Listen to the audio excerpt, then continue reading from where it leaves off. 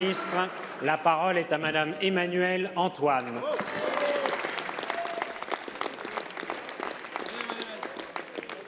Merci, Monsieur le Président. Ma question, à laquelle j'associe mon collègue Marc Le Fur, s'adresse à Madame le garde des Sceaux. Madame la Ministre, vous avez annoncé une réforme en profondeur de notre justice. Ce projet inquiète fortement tant les professionnels du droit que nos concitoyens. Tous déplorent le manque de concertation dont vous faites preuve et les conséquences de cette réforme. Nos concitoyens, particulièrement les plus modestes, et ceux des territoires ruraux qui ont déjà subi la perte d'autres services publics et l'augmentation des prix de carburant, seront demain de plus en plus éloignés de leur juridiction. Or, en éloignant les palais de justice des citoyens, vous mettez à mal la justice de proximité et vous ralentissez l'accès aux juges. De là à créer une justice à plusieurs niveaux et de véritables déserts judiciaires, il n'y a qu'un pas. Les professionnels de justice sont aussi particulièrement inquiets et ils manifesteront ce jeudi pour une justice de qualité, accessible à tous, avec un budget digne d'un État européen du XXIe siècle.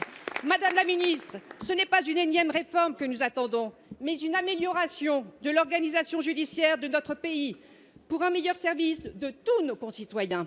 J'aurais donc deux questions.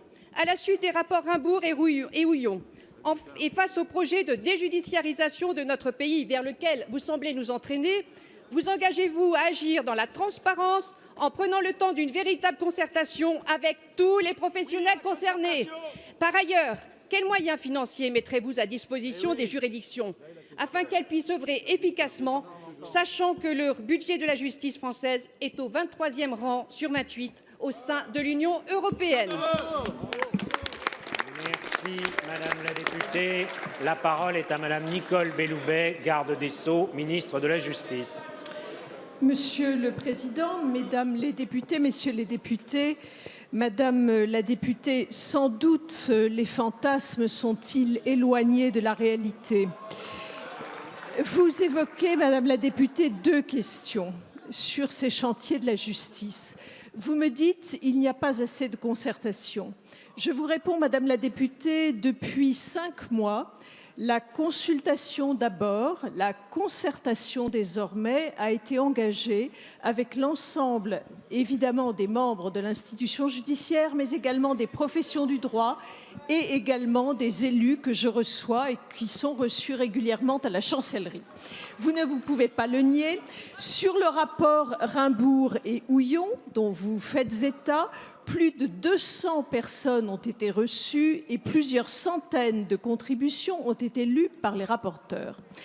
Par ailleurs, Madame la députée, lorsque vous évoquez la question de ces rapports et que vous semblez les limiter uniquement à l'adaptation territoriale, je dois vous dire que c'est une vision tronquée de ce qui va se passer. Ce que nous souhaitons, Madame la députée, c'est réformer la procédure civile, la procédure pénale, la numérisation de la justice, l'efficacité des peines, nos prisons et bien sûr faire évoluer l'adaptation de nos juridictions sur les territoires.